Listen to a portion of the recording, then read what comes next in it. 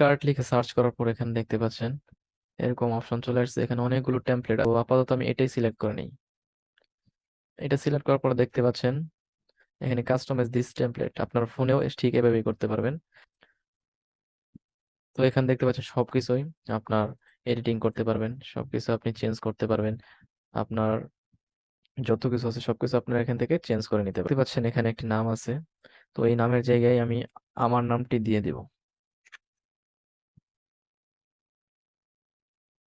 দেখেন আমার নামটি দিয়ে দিলাম, খুব সিম্পল একটি প্রসেস। আমার নামটি দেওয়ার সাথে সাথে এখানে আমার নামটি চলে আসছে। তো এখানে যেহেতু তাদের ওয়েবসাইট অ্যাড্রেস দেওয়া আছে, ডিলিট করে দেব।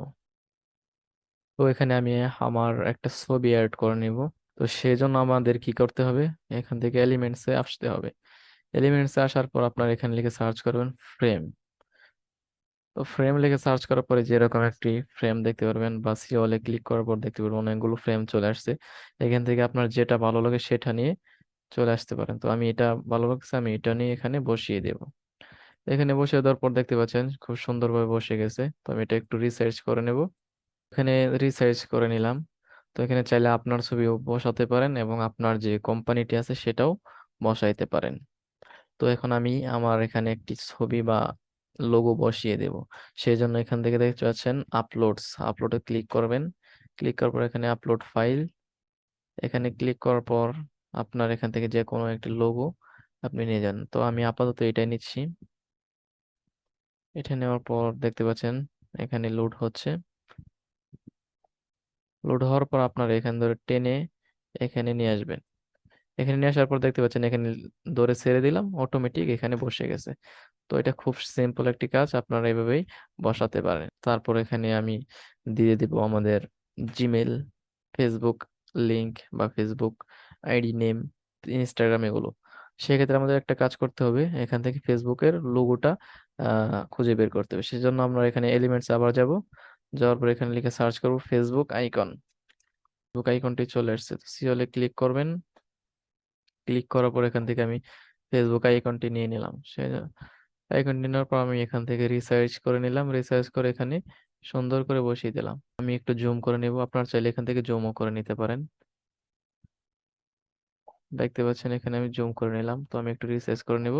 তারপর এখান থেকে আরেকটা আইকন নিব, ইউটিউব। দেখেন ইউটিউব লিখে সার্চ করার পর ইউটিউবের আইকনটি চলে আসছে। এখানে খুব সুন্দর করে বসিয়ে দিলাম। তো এখন এখানে আমাদের একটি টেক্সট বসাতে হবে, যেটা আমাদের ফেসবুক আইডি নেম। সেজন্য আমরা এখান থেকে বাম পাশে দেখতে পাচ্ছেন টেক্সট অপশন লেখা আছে, এখানে ক্লিক করব। ক্লিক করার পর এখানে দেখতে পাচ্ছেন এড এ হেডলাইন বা হেডিং। হেডিং ক্লিক করার সাথে সাথে এখানে আমাদের টেক্সট অপশনটি চলে আসবে। তো আমরা এখানে আমাদের নামটি লিখে দিব।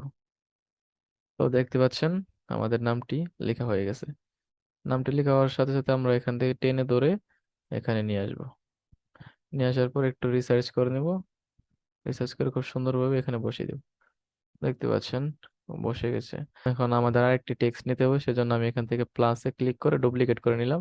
তারপর ডাবল ট্যাপ করে এখানে আমাদের ইউটিউবের নামটি দিয়ে দিব। তো আমার ইউটিউব চ্যানেলের নামটি এখানে দিয়ে দিলাম। তো দেখতে পাচ্ছেন খুব সুন্দর করে আমি একটি ভিজিটিং কার্ড তৈরি করে ফেললাম। তো এখন আসেন কিভাবে এটা সেভ করবেন। সেভ করার জন্য এর পাশে দেখতে পারবেন শেয়ার একটি অপশন আছে। শেয়ারে ক্লিক করার সাথে সাথে নিচের দিকে চলে আসবেন। নিচের দিকে চলে আসার পরে এই যে ডাউনলোড অপশন আছে, এখানে ডাউনলোডে ক্লিক করবেন। নিচে ডাউনলোড অপশনে ক্লিক করবেন। ডাউনলোড অপশনে ক্লিক করার পর অটোমেটিক আপনার পিসিতে অথবা মোবাইলে ডাউনলোড হয়ে যাবে। তো দেখতে পাচ্ছেন খুব সহজেই আমরা একটি ভিজিটিং কার্ড তৈরি করে নিলাম। তো এটা হচ্ছে আমাদের ফুল ভিউ ভিজিটিং কার্ডের। তো আপনারা চাইলে খুব সুন্দর করে ভিজিটিং কার্ড তৈরি করতে পারেন। আজকের ভিডিওটি ছিল এই পর্যন্তই।